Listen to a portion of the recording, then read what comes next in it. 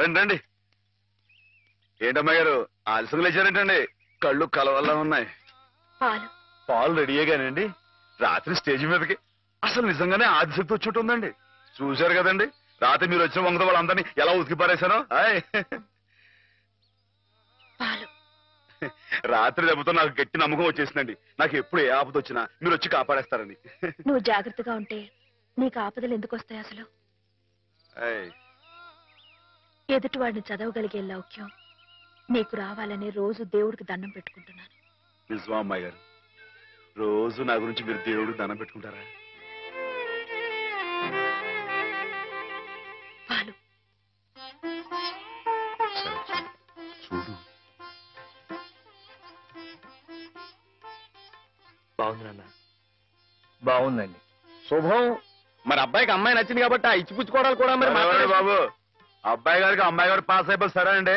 మరి అమ్మాయి గారికి అబ్బాయి గారు పాస్ అవ్వట్లేదు ఏంటండి? అయ్య బాబా. వెళ్తాం గారు మిమ్మల్ని కొంచెం అలా బయటికి రండి. రండి.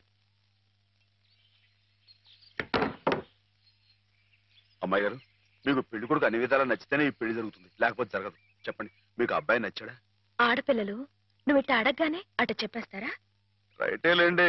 ఇటప్పుడు కొంచెం ఇరకాడంగానే ఉంటుంది. ఓ పని చేయండి, అబ్బాయి మీకు నచ్చితే నవ్వుతూ తలదించుకోండి, నచ్చలేదనుకోండి కోపం నాకేసి తిరిగి చూడండి. అయ్యి బాబాయ్ అదేంటండి? అటు నవ్వు కాదు ఇటు కోపం కాదు, అటు బాధగా చూసి అర్థం ఏంటండి? నాన్నని చెల్లెల్ని మిమ్మల్ని అందరినీ వదిలి వెళ్ళాలంటే బాధగా ఉంది. రైటేనండి, ఆడపిల్ల అంటే అంతే కదండి. పాప రేపు హేమ గారు కూడా అంతేలే. వదిలేస్తే లింకులు పెట్టేస్తాడు. నీకాయన నచ్చారా లేదా అది చెప్పు.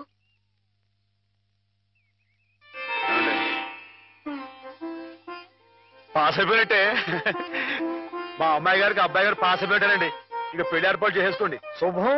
అయితే కట్న కానుకల విషయాలు కూడా మరి ఏమండో మేమే బంగారం అంటే ఆడపిల్లలు ఇస్తుంటే ఇంకా ఎదురుడుతారండి బాబు. నువ్వు ఊరుకో. సంతలో పశువుని పెట్టి బేరం ఆడినట్టు నన్ను మధ్యలో పెట్టి బేరం ఆడడం నాకు సుతరాం ఇష్టం లేదు. నేను అలా బయట నుంచి ఉంటాను, మీరు మాట్లాడుకోండి. మా వాడు చిన్నప్పటి నుంచి అంతేలేండి. కొన్ని పద్ధతులున్న మనిషి, మధ్యతరగతి వాళ్ళం కదా. తప్పని తెలిసినా కొన్ని బాధ్యతలను నెరవేర్చడానికి కొన్ని పనులు చేయక తప్పదు. మరి ఏమంటారు బావగారు? అవన్నీ ఎందుకండి, ఆ పుచ్చుకునేది ఏదో ఒక ముక్క మా మనసులో వేయండి. ఒక 50,000 అయితే సబబుగా ఉంటుందంటారు. సరే బావగారు, మీ సంబంధం మాకు నచ్చిందండి. త్వరలోనే ముహూర్తాలు పెట్టుకుందాం. వస్తామండి. నమస్కారం. విన్నావట 50,000 కట్టడం కానీ ఒక క్షణం ఆలోచించకుండా ఒప్పేసుకోండి మీ అన్నయ్య గారు. అంతటితో ఆగుతుందా? లాంఛనాలని అవని ఇవని ఇంకా అమాం బాపతు ఇంకో 10,000 దేగుతుంది. కాస్త దేగితే మాత్రం తప్పే ఉందండి, మంచి సంబంధం అనుకున్న తర్వాత. డబ్బు గురించిన ఆలోచన ఎందుకు బాబుగారు? ఈ ఇంటిని అమ్మేస్తాను. జోకులు ఎత్తున్నారా బాబు గారు? లేదయ్యా, నిజంగానే అమ్మేస్తాను. తాతల నాటి ఆస్తి ఈ ఇంటిని అమ్మేస్తారా? అవును బాబుగారు, నాకు కుర్రాడు నచ్చాడు, అతని క్రమశిక్షణ నచ్చింది. ఈ రోజు లెక్కల ప్రకారం వాళ్ళు ఏమీ ఆకాశంలో లేరమ్మా, చాలా సబబుగానే అడిగారు. అయినా రేపు మీరు మాత్రం అడగరా? మీరు అడగకపోయినా నా బాధ్యతగా నేను ఇవ్వద్దా చెప్పండి? అందుకే ఇంటిని అమ్మేసేయాలనే నిశ్చయానికి వచ్చాను. మీ ఎరుకలో ఏదైనా మంచి బేరం ఉంటే చూడండి బాబుగారు. కాస్త ఇంటిని శ్రద్ధగా చూసుకునే మనుషులను చూడండి.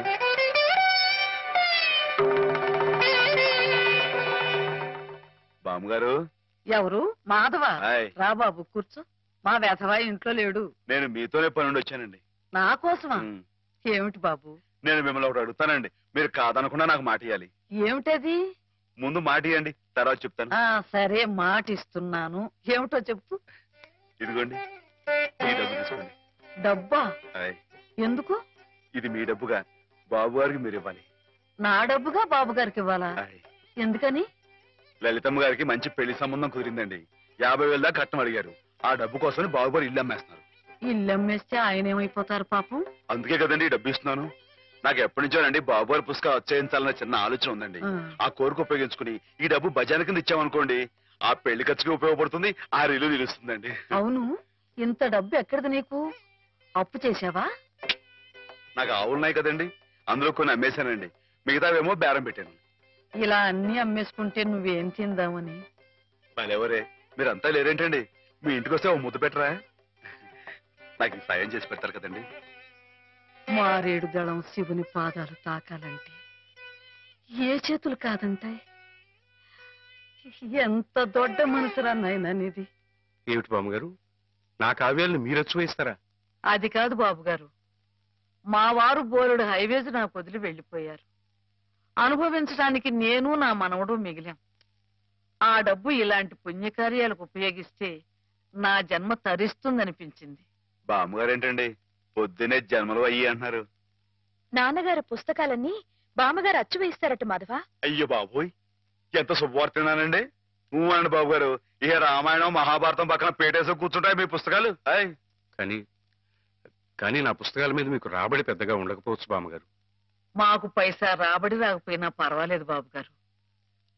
ఒక మహాకవి రాసిన అపురూప గ్రంథాలు వెలుగు చూడాలి. మీరేమిటో, మీ కళానికున్న శక్తి ఏమిటో 10 మందికి తెలియాలి. ఏం మాధవ? లక్ష విలువ చేసే మాట అన్నారండి. ఆ మాటతో పాటే భజానాకి ఇంత ఇప్పించేస్తే ఈ విషయం పాస్ అయిపోద్దండి. మాధవ, బేరాలు ఆడడానికి భజనాలు పుచ్చుకోవడానికి ఇది నువ్వు పశువుల సంతకెళ్ళి చేసే పశువుల బేరం అనుకున్నావుటయ్యా? ఇటువంటివి నచ్చవు నాకు. రైటే బాబు, ఇప్పుడు ఆవులు గేదెల మధ్య గడిపేవాడిని. అంతవరకు ఆలోచించాను. తప్పే. మాధవేం తప్పుగా అనలేదు బాబు గారు.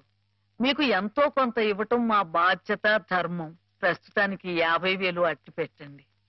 ఇప్పుడు ఎందుకు బామ్మగారు? రేపు పుస్తకాలన్నీ వచ్చైన తర్వాత ఏకమొత్తంగా ఎదురుగాని ఉంచండి బాబు గారు. పెద్దమ్మాయి గారి పెళ్ళని కూడా అనుకుంటున్నారట కదా, దేనికైనా అక్కడికి వస్తుంది. బామ్మగారు మాట కాదనకండి బాబు, ఉంచండి. మన అవసరం పాస్ అయిపోతుంది. ఇచ్చేయండి.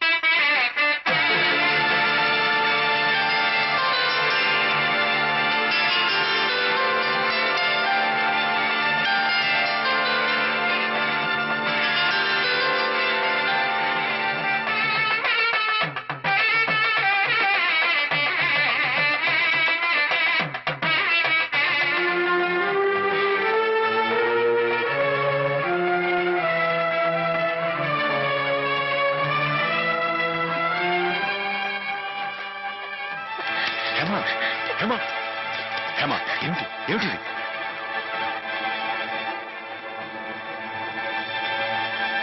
ఏంటండి అమ్మాయి గారు, ఏమైందండి? ఏం లేదు.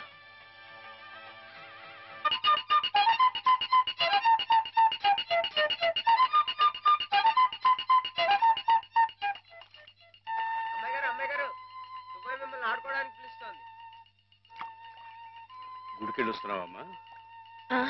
పుట్టినరోజు కదా అని.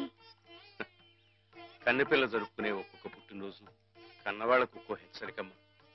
కళ్యాణ ఘడి సమీపిస్తుంది సుమా అనే ఓ అందమైన హెచ్చరిక. కూర్చోండి నాన్న. ఎందుకమ్మా? కూర్చోండి. లేమ్మా, లే. ఈ పుట్టినింటి మహారాణి, మెట్టినింటి మహారాణి పిల్లపాపలతో సుఖ సంతోషాలతో వర్ధిల్లాలమ్మా. అన్నట్టు మీ అక్కయ్య నీకు ఉత్తరం రాసిందమ్మా. ఏం రాసింది నాన్న? నీకు పుట్టినరోజు శుభాకాంక్షలు పంపింది. నువ్వు కూడా దానికి వెంటనే శుభాకాంక్షలు అందజేయాలి సుమా. దేనికి? మీ అక్కయ్య నన్ను తాతం చేయబోతుందమ్మా.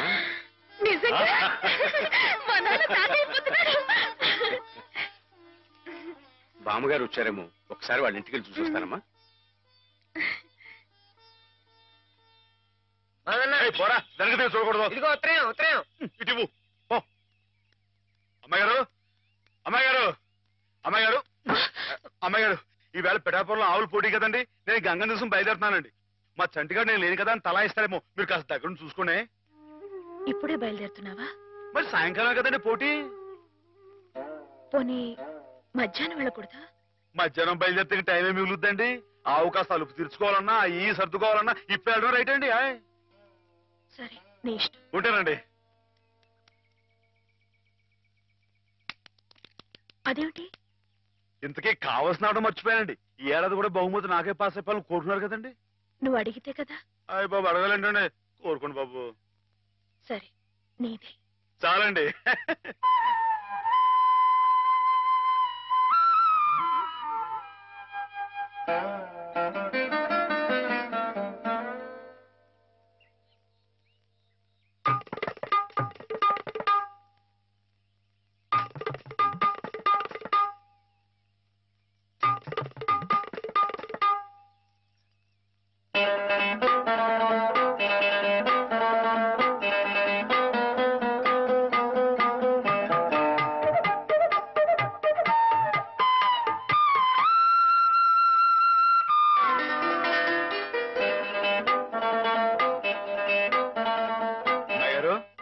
అమ్మాయి గారు, అమ్మాయి గారు, అయ్యో ఇంకా పడుకున్నారేంటండి? ఈవేళ మీ పుట్టినరోజు. లేవండి. అబ్బా లేవండి, రండి కూర్చోండి. ఇదిగోండి ఈ ఎన్నపూస ఒంటికి రాసుకుని ఈ మేగడతో మొహం రుద్దుకుని ఈ పాలతో తలారా స్నానం చేయండి. పాలతో స్నానం చేయడానికి నేనేం దేవతనా? కాకపోవడం ఏంటండి, అంతకన్నా ఎక్కువేనండి. రానంటే చంపేస్తామని వచ్చాను కానీ లేకపోతే వాళ్ళు వచ్చేవాడు కదా బాబు. ఏం పాపం? అంతర్వేది వెళ్లాల్సింది. ఎందుకో? మా ఆవిడ సముద్ర స్నానం చేద్దాం రమ్మంది. ఏమిటి విశేషం? ఇవాళ కార్తీక పౌర్ణమయ్యా బాబు. అందుకే కాబోలు అమ్మాయి గారు మధ్యాహ్నం వెళ్ళకూడదా అన్నారు. బండలకు తిప్పు. దేనికి? ఇవాళ అమ్మాయి గారు పుట్టినరోజే బాబు. సుమనస్సుడు. నమస్కారం బాబు. నమస్కారం అమ్మా. ఎప్పుడు వచ్చారు? ఉదయమే వచ్చాను బాబు గారు. ఆహా. యాత్రల్లో ఎవరో కళ్ళ డాక్టరు పుణ్యాత్ముడు కళ్ళు ఆపరేషన్ చేసి బాగు చేశాడు. అలాగా? అందుకే 4 రోజులు ఆలస్యమైంది. నాన్నగారు మీరు ఎప్పుడొస్తారా అని ఎదురు చూస్తున్నారు. దేనికి? పెద్ద మనసుతో మీరు పెళ్లి సమయానికి అందజేసిన డబ్బు ఆ శుభకార్యానికి ఎత్తు వచ్చినట్టుగా సరిపోయింది. అందుకుగాను మీకెప్పుడు రుణపడి ఉంటానండి. అంత మాట అనకండి బాబు గారు. నా పుస్తకాల మీద సర్వం సహా హక్కుల్ని మీకు ధారాదత్తం చేస్తున్నట్టు పత్రం రాయించాను. సాయంకాలం ఆ పత్రాన్ని పుస్తకాన్ని మీకు అందజేస్తాను. వద్దు బాబు గారు, అంతటి సన్మానానికి తగను నేను. ఆ కాగితంలో మాధవ్ పేరు రాయించి అతనికి ఇవ్వండి బాబు. మాధవ్ పేరా? అవును బాబు గారు, నేను మీ దగ్గర అబద్ధం ఆడాను. గంగలో మునిగిన కేదారనాథుణ్ణి చూస్తున్నా నేను తప్పు చేశాననే బాధ నన్ను తొలిచేసింది.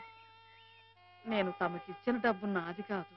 మాధవ ఆవులు నమ్మేసి డబ్బు తెచ్చి నాకిచ్చి తను ఇస్తున్నానంటే మీరు తీసుకోరనే భయంతో నేను ఇస్తున్నట్టు అబద్ధం ఆడించి మీకు ఇప్పించాడు. మాధవ? మన మాధవ? మీ ఇల్లు మీ చెయ్యి జారిపోకూడదని వాడి తపన. మీ పుస్తకాల్ని వాడి డబ్బుతోనే అచ్చు వేయించాలని వాడికి ఎప్పటి నుంచో కోరిక. అందుకే పుస్తకాలకి బయానా రూపంగా కొంత డబ్బిస్తే మీ ఇల్లు నిలుస్తుందని అలా చేశాడు బాబు గారు.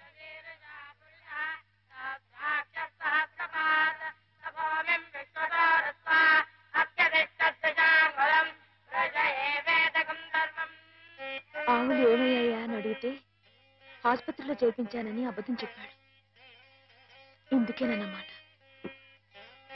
మన్ను తినలేదని ఆ రోజు గోపాలుడు చెప్పిన అబద్ధం పెంచిన తల్లిని పునీతురాల్ని చేయడానికైతే మమత నిండిన ఈ గోపాలుడు ఈనాడు చెప్పిన అబద్ధం పెంచిన పంచని 10 కాలాల పాటు చల్లగా నిలపడానికమ్మా.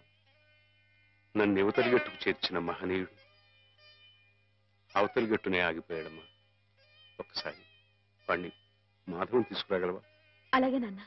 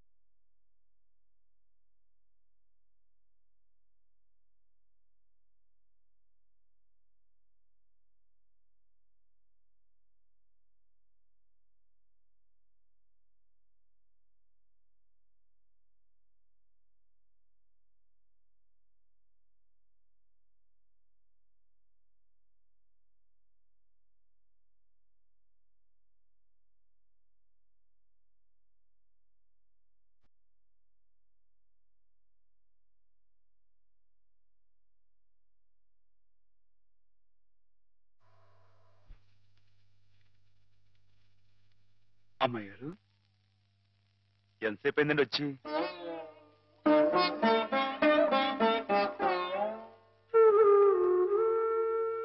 ఏంటి అమ్మాయి గారు అలా కొత్తగా చూస్తున్నారేంటి? నువ్వు చాలా కొత్తగా కనిపిస్తున్నావు మాధవ. అయ్యే బట్టలు అదే పని అదే మొహం. నేను కొత్తగా ఊరుకోండి అమ్మాయి గారు. నాన్నగారు నేను వెంటనే తీసుకురమ్మన్నారు. అలాగా పదండి.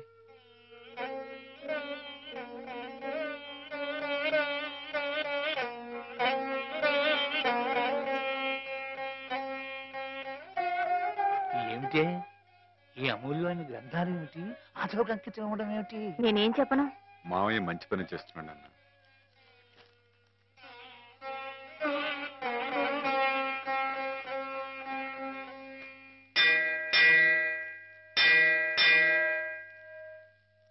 నాన్న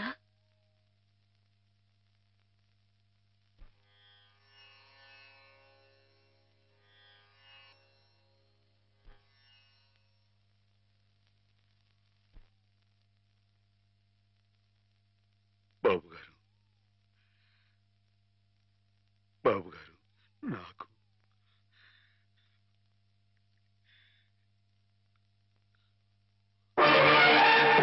బాబు గారు నాన్న బావ. నాన్న నాన్న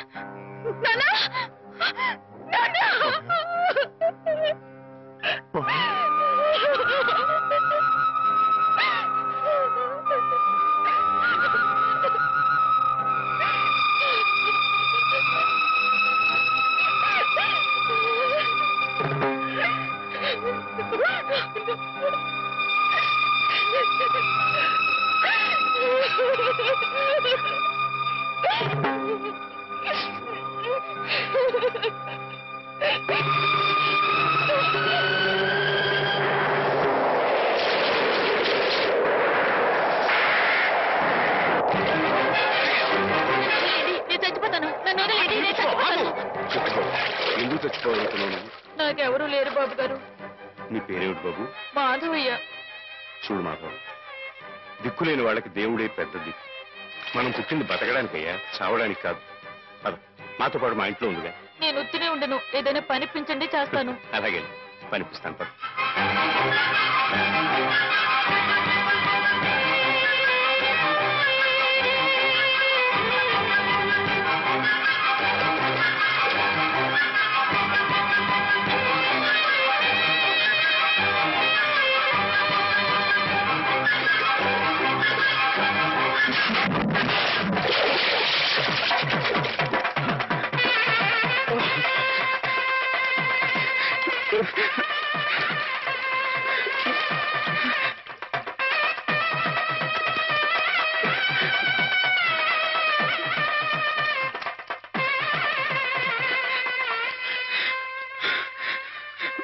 మహేశ్వరుడు, పరమేశ్వరుడు, లోకరక్షకుడు, ఇవన్నీ నీ పేర్లేక?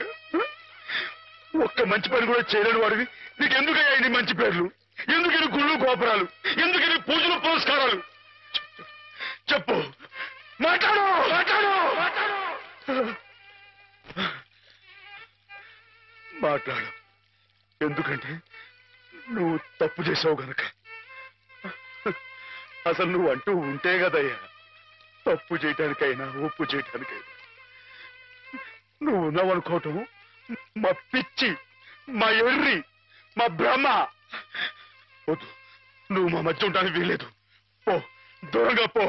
ఈ గోదావరిలో కలిసిపో, ఈ గోదావరిలో కరిగిపో. ఏమిటి ఆవేశం? దేవుడి మీద రా నీ కోపం. ఈయన దేవుడు ఎలాగవుతాడు బాబా? నమ్ముకున్న వాళ్ళకు మంచి చేసేవాడు దేవుడు, పూజలు చేసేవాళ్ళకు కాపు కాసేవాడు దేవుడు. ఈయన మనిషిలాగే మోసాడు బాబా. లేకపోతే రోజు శివారాధన చెయ్యందే మంచినీళ్ళు కూడా ముట్టుకుని అయ్యగారిని అర్థంతరంగా తీసుకుపోతాడా? అలాగా అయితే మాత్రం నీకేం అధికారం ఉందని దీన్ని నీటిపాలు చేయాలనుకుంటున్నావు? ఇది నేను చేసుకున్న బొమ్మ, దీని మీద అధికారం నాకు ఎందుకు ఉండదు? నువ్వు చేసుకున్న బొమ్మ మీద నీకు అధికారం ఉన్నప్పుడు ఆ దేవుడు చేసుకున్న బొమ్మల మీద ఆయనకి అధికారం ఉండదా బాబు? బొమ్మ పాత్ర ముగిసింది, రంగస్థలం మించి తప్పించేశాడు. ఆప్తులేని వ్యక్తులు దూరం అయితే వెలితిగానే ఉంటుంది. మెల్లమెల్లగా ఆ బాధని మర్చిపోవాలి. ఎలా మర్చిపోమంటావు బాబా? 10 మాటల్లో 5ంటికి అర్థం చెప్పలేని వాడిని ఆయనతో పాటు సమానంగా కూర్చోబెట్టి ఆయన రాసిన పెద్ద పెద్ద పుస్తకాలన్నీ నాకు అంకితం చేశారు. నేనంత గొప్పనా బాబా? అంత పెద్దోళ్ళా? నాకు తాహతుందా? నా కింద కీర్తి ఇచ్చి వారు కీర్తి శిష్యులు అయిపోయారు. నా మేళం మణారం వేసి ఆయన బట్టలో కలిసిపోయారు. ఊరుకో మాధవ, ఊరుకో. నీ బాబుగారి ఆత్మ శాంతించాలంటే త్వరలో ఆ పుస్తకాలన్నీ అచ్చు వేయించి ప్రజలకు అందించు. ఆయన పేరు శాశ్వతంగా నిలుస్తుంది.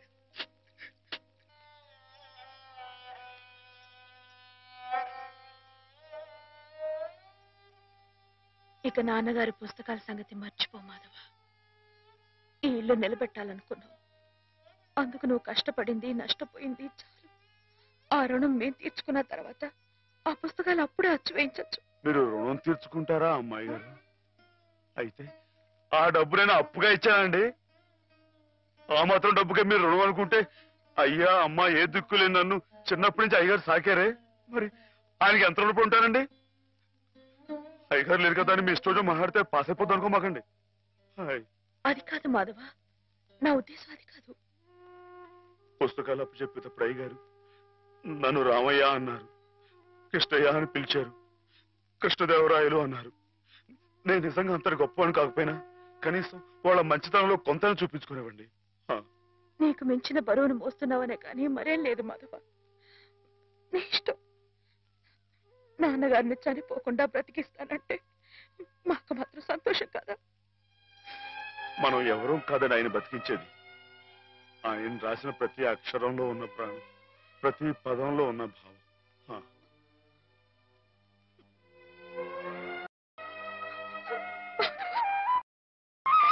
అమ్మాయి గారు, అమ్మాయి గారు, ఊరుకోండి అమ్మాయి గారు, ఊరుకోండి.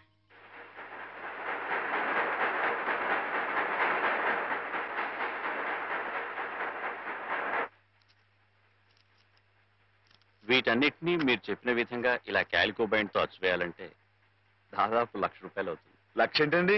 కొంచెం ఎక్కువైనా గానీ ఘనంగా అందంగా అచ్చవ్వాలండి. మరైతే బజానా అండి. ఇదిగోండి ఈ డబ్బు ఉంచండి, లెక్కెట్టుకోండి.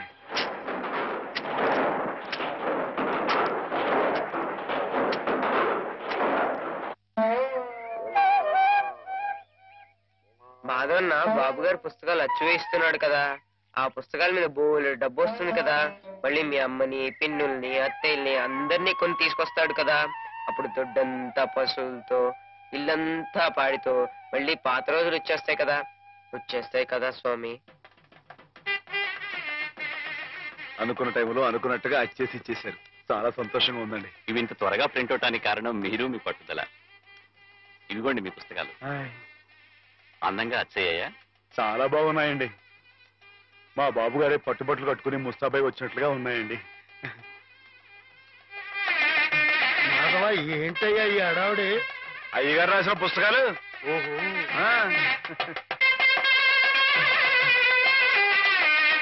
ఆగండి ఆగండి. ఇదేంటి పిచ్చి ఆసుపత్రి బండి ఉందండి ఇక్కడ?